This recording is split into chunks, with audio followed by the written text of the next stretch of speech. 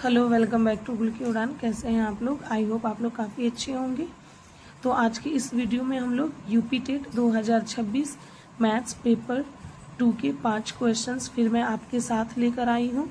और मैं आपको इतना बताते चलूँ, इससे पहले मैंने 10 क्वेश्चन यूपी टेट के मैंने करा रखा है। ये 2016 वाले क्वेश्चन है।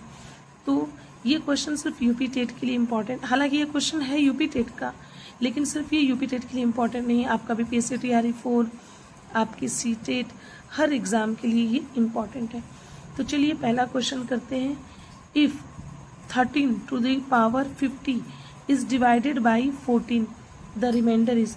कहता है कि अगर 13 का पावर 50, किसका पावर? 13 का पावर 50 अगर 14 से इज़ डिवाइडेड बाई 14, 14 से मान लीजिए कि डिवाइड होता है, तो रिमाइंडर यानी शेषफल क्या बचेगा? तो एक बात मैं आपको बता दूं, ये सीटेट के लिए भी इम्पॉर्टेंट है, क्योंकि सीटेट में भी डिविजिबिलिटी रूल्स आती है और ये डिविजिबिलिटी रूल्स की ही क्वेश्चंस है। तो देखिए, कहता है कि 13 50 किससे डिवाइड हो रहा है? 14 से। अच्छा, ये ध्यान दीजिए कि इसका जो पावर है वो क्या है? वो सम संख्या है। पावर क्या है? इसको मान लो हम लोग पावर को n मान लेते हैं, सम संख्या है, और पावर को n मान लेते हैं। n बराबर कितना है? 50, और 50 क्या है? 50 है सम संख्या। इस 14 को मैं मान लेती हूँ ये p है। मतलब ये बस देखिएगा, एक फॉर्मूले पे बेस्ड होता है। अगर p माइनस वन डिविजिबल है, डिवाइड होता है। आप इधर के ये क्वेश्चंस को ध्यान मत दीजिएगा, ये चीज़ मैं आपको दिखा रही हूँ। ये जो क्वेश्चंस हैं ये सारे, ये जो मैं सीटेट का क्वेश्चंस करा रही थी उसके ये क्वेश्चंस है। तो पेज खाली था तो मैंने सोचा कि यहाँ पे मैं करा देती हूँ। सीटेट के जितने भी क्वेश्चन सॉल्व कराए थे वो इधर है, ठीक है? ओके, तो मेरा कहने का मतलब था कि p-1 डिवाइड है किससे? अगर p से। लेकिन बात ये है कि ये और ये सेटिस्फाइड होना चाहिए, और इसका जो पावर है वो क्या है? अगर इवन है तो इसका जो रिमाइंडर होगा, रिमाइंडर हर हाल में 1 आएगा। और देखिए ऑप्शन में कहीं 1 है। मतलब फिर से मैं बता रही हूँ, 13 का पावर, अगर कोई भी नंबर का कोई पावर दिया है और किसी नंबर से कहता है कि ये डिविजिबल है, तो उसका रिमाइंडर क्या होगा? तो सबसे पहले आप पावर को देखिए कि पावर इवन है या ऑड है। तो पावर क्या है? इवन है। 50 क्या होता है? सम संख्या होता है ना, तो इवन है। तो जब भी इवन है तो बस ये एक फॉर्मूला होता है कि p-1 अगर पावर इवन है, p से डिवाइड होता है, तो रिमाइंडर हमेशा 1 आएगा। तो जैसे देखिए, p की जगह पे क्या दिया है? p की जगह पे दिया है 14, तो यहाँ हमने 14 लिखा। अब देखिए यहाँ पे क्या आना चाहिए? p-1 पावर इवन है, यहाँ पे आना चाहिए 13 का पावर 50। तो अगर बताइए, जब p की जगह हमने 14 रखा तो यहाँ पे p तो 14 होगा, और 14 माइनस 1, और 14 में से 1 घटाएंगे तो बताइए 13 आएगा कि नहीं? ये वाला 13 आएगा, और पावर क्या है? 50। यानी 14 में से 1 घटा तो आया 13, और 13 का पावर 50। मतलब ये 13 का पावर जो 50 है उसको हम ऐसे लिख सकते हैं कि नहीं? या ऐसे आप देख लीजिए, 13 का पावर 50 को हम लिख सकते हैं 14 माइनस 1 का पावर 50। और ये डिविजिबल है किससे? 14 से। तो मैंने अभी क्या कहा? p-1 अगर पावर इवन है, डिवाइड होता है p से, उसी नंबर से जिसमें से 1 माइनस कर रहे हैं उसी नंबर से डिवाइड होता है। तो इसका जो रिमाइंडर होता है हर हाल में रिमाइंडर क्या होता है? 1। बस आंख बंद करके ऑप्शन में रिमाइंडर 1 है तो 1 कर देना है। ओके, आते हैं नेक्स्ट क्वेश्चन पे। Factor of x² plus 3√2 x plus 4। कहता है कि इसका फैक्टर 4 ऑप्शन है, कौन सा है? देखिए ये जो क्वेश्चन है ये आपका क्वाड्रेटिक पॉलिनोमियल कह सकते हैं, क्वाड्रेटिक पॉलिनोमियल का है, जिससे हम लोग मिड टर्म, ये जो बीच वाला टर्म है, इसको ब्रेक करके करते हैं। यानी हमें कोई 2 नंबर ऐसा लेना है कि दोनों को मल्टीप्लाई करने पे, देखिए यहाँ पे अगर इसका कॉफिशिएंट 1 हो, गुणांक 1 है, तो बस आप इस पे फोकस करेंगे। कोई 2 नंबर आपको ऐसा लेना है कि दोनों को गुना करने पे क्या आना चाहिए? दोनों को गुना करने पे 4 आना चाहिए, और यही दोनों नंबर को जब हम ऐड करें या माइनस करें, जो भी करें, तो आना चाहिए क्या, 3√2। तो मिड टर्म से ब्रेक करके और कॉमन निकाल कर करेंगे तो आंसर आ जाएगा। लेकिन मेरा मानिए आपको इतना लंबा चौड़ा नहीं करना है, बस आप ये दोनों नंबर फाइंड कीजिए और उसके बाद आप ऑप्शन से आंसर निकाल सकते हैं। यानी ये जो दो नंबर है, देखिए यहाँ पे गुना हो के क्या आ रहा है, गुना हो के 4 आ रहा है, यानी +4। और यहाँ पे मतलब कि दो नंबर लेना है, दोनों को गुना करके +4 आना चाहिए और इन्हीं दोनों नंबर को जोड़ने पर 3√2 आना चाहिए। और देखिए इसका भी आंसर किस में है, प्लस में। इसका मतलब ये भी नंबर प्लस में होगा, ये भी नंबर प्लस में होगा, प्लस में होगा। तो प्लस प्लस गुना होके प्लस होगा और ये भी प्लस में होगा, ये भी प्लस में होगा, कि प्लस प्लस जुड़ के प्लस ही होगा। इसका मतलब कि बीच में जितने भी फैक्टर जिसमें माइनस है वो तो आंसर 100% नहीं होगा। ये भी नहीं होगा, ये भी नहीं होगा और ये भी नहीं होगा। जो ऑप्शन बचा वही हमारा आंसर हो जाएगा। आप कहेंगे कैसे, लेकिन मैं करके दिखाती हूँ कि दो नंबर लेना है, दोनों को मल्टीप्लाई करके 4 आना चाहिए और दोनों को जोड़ मल्टीप्लाई करके +4 आना चाहिए और दोनों को जोड़कर +3√2 आना चाहिए। हालांकि माइनस माइनस भी मल्टीप्लाई होकर प्लस होता है, लेकिन माइनस माइनस जुड़कर प्लस नहीं आता है, माइनस आता है। इसलिए माइनस माइनस, जैसे यहाँ पे 2√2 एक नंबर लिया है 2√2 और दूसरा नंबर लिया है √2, यहाँ भी माइनस लगा है, यहाँ भी माइनस लगा है, तो 2√2 -2√2 इंटू -√2 मल्टीप्लाई करेंगे, 2√2 मिलके 2 2 दूनी 4, माइनस माइनस +4 तो आ गया। लेकिन इन दोनों को जोड़ेंगे, -2√2 और -√2 को जोड़ेंगे तो ये -2 और 1 3√2 आएगा। लेकिन यहाँ पे माइनस नहीं आना चाहिए, क्या आना चाहिए, प्लस आना चाहिए। इसका मतलब ये नहीं है, तो जब ये नहीं है तो ये भी नहीं होगा, ये भी नहीं होगा। इसका मतलब आंसर हमारा ये होगा। देखिए करके दिखा देती हूँ, 2√2 इंटू √2 2 और √2 मिलके 2 2 दूनी 4 और 2√2 में √2 ऐड करेंगे, 2 और 1 3 3√2 हो जाएगा। ठीक है, तो इसका मतलब हमारा ऑप्शन हुआ ये। तो मतलब हम लोग एग्जाम में थोड़ा स्मार्ट वर्क करके पूरा सॉल्व ना करके, सॉल्व करेंगे तो आप सॉल्व भी करके देखिएगा तो यही आएगा। तो हम लोग ऑप्शन से भी हम लोग चेक करते जाएंगे। क्वेश्चन नंबर 3 है, if each exterior angle of a regular polygon is 18 then the number of side of the polygon। कहता है एक रेगुलर पॉलीगॉन है जिसका बाहरी एंगल कितना है, 18 डिग्री है। तो बताइए उस पॉलीगॉन का, पॉलीगॉन को हिंदी में क्या कहते हैं अभी याद नहीं आ रहा है, उस पॉलीगॉन की कितनी साइड्स होंगी। तो आपको पता होना चाहिए sum of exterior angle of regular polygon का मतलब जिसकी सभी साइड्स बराबर है। अगर एक ऐसा पॉलीगॉन जिसकी बाहरी एंगल का जो सम होता है ना, चाहे वो जैसा भी पॉलीगॉन हो, उसके 10 साइड हो, 20 साइड हो या 36 साइड हो, उसके बाहर के हर एक एंगल का जो सम होता है 360 होता है। और साइड निकालने का जो फॉर्मूला होता है 360 से को बस जो एक्सटीरियर एंगल दिया है उससे डिवाइड कर दीजिए। 18 कम 18, 18 दूनी 36, 2 और ये 0 उतरेगा 20। Option number C. I hope ये ऑप्शन आपको समझ में आया होगा। साइड निकालने का फॉर्मूला है sum of exterior angle divided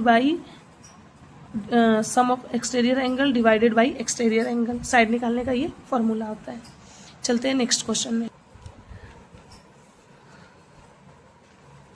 okay, आपका ये क्वेश्चन है द ग्राफ ऑफ लाइंस इतना और इतना।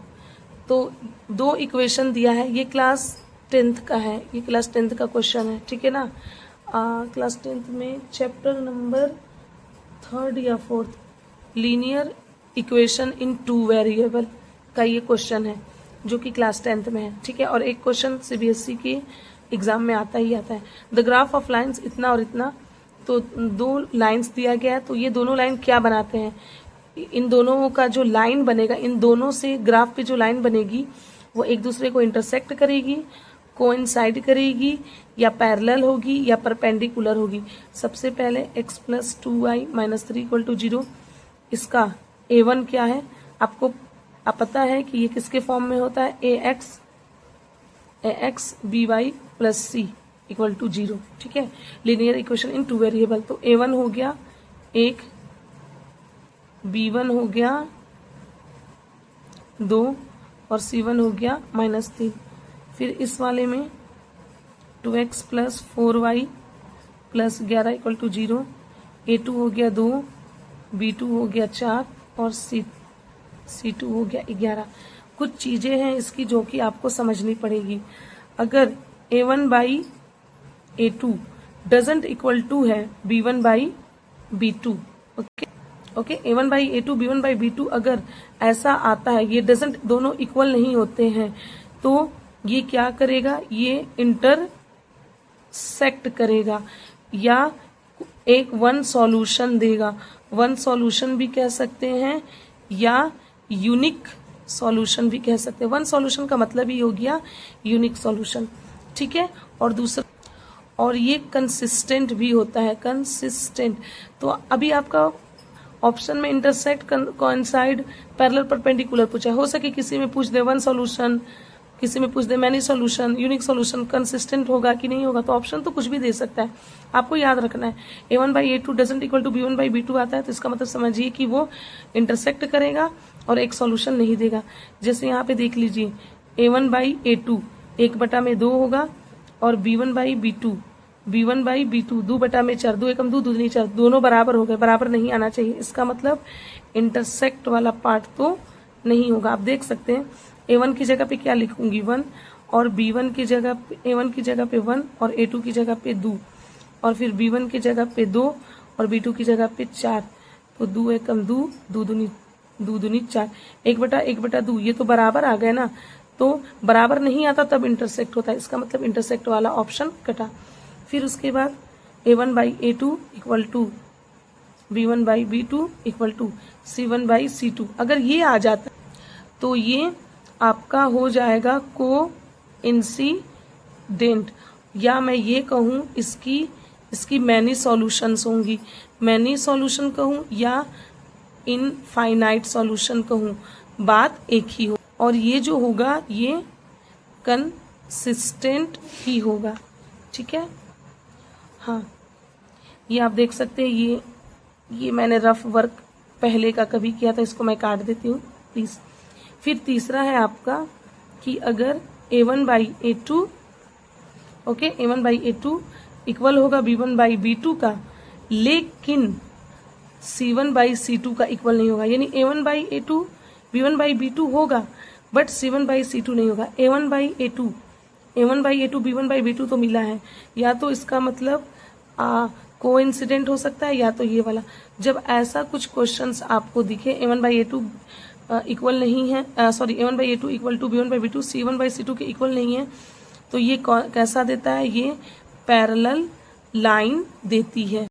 ये क्या देता है, पैरेलल लाइन, और इसका कोई सॉल्यूशन नहीं होता है, नो सॉल्यूशन, और ये कंसिस्टेंट नहीं होता है, इनकंसिस्टेंट होता है। तो मैं आपको दिखाते चलूं A1 बाई A2 की जगह पे 1/2 है, B1 बाई B2 की जगह पे 2/4 तो आया है। C1 बाई C2 देख लेते हैं, C1 है -3, C2 है 11, C1 है -3 और C2 है 11, 2 एकम 2, 2 दूनी 4, ये तो बराबर हो गया, लेकिन ये -3/11 है, ये बराबर नहीं हुआ, तो ये आ गया A1 by A2 B1 by B2 doesn't equal to C1 by C2, तो इस वाले को सेटिस्फाइड करता है। इसका मतलब ये हो जाएगा आपका पैरेलल, यानी ऑप्शन नंबर 3 है हमारा, are parallel to one another. अब हम लोग चलते हैं क्वेश्चन नंबर 5 में। देखिए क्वेश्चन नंबर 5 है, a man buys 2 books at rate 410 and sells with both at same price. One gives him a profit of 15% and another a loss of 10%. The cost price of both book. कहता है कि एक आदमी है, 2 books को क्या करता है, a man buys 2 books at 2 book को खरीदता है 410 में, यानी 2 किताब खरीद रहा है और दोनों को 410 में।